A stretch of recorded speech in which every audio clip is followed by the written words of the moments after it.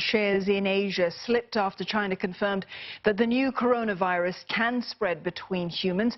And it's raised concerns that it could spread further, with many traveling over the Chinese New Year holidays.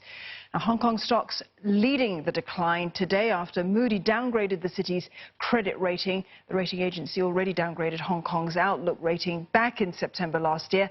And the Hang Seng today dropped some 3% in trade. Tourism stocks in particular among the worst hit. Cathay Pacific lost more than 4%, while casino operator Wynn Macau was down 5% in trade. Now, meantime, mainland stocks also fell to two-week lows, the Shanghai composite falling 1.4%, while the Shenzhen composite fell an equally dismal 1.3%. Now, the country's yuan was also pushed to its lowest level in 5 months. The yuan fell past 6.9 per dollar in offshore trading for the first time in almost a week. Now, that decline extended across to Japan, where the Nikkei edged down 1% after it rose in morning trade. The Topix also seeing losses.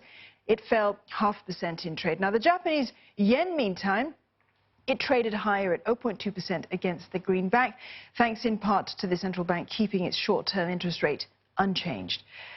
Meantime, over in South Korea, the Kospi dropping 1%. That marks the sharpest fall that we have seen in 2 weeks of trade.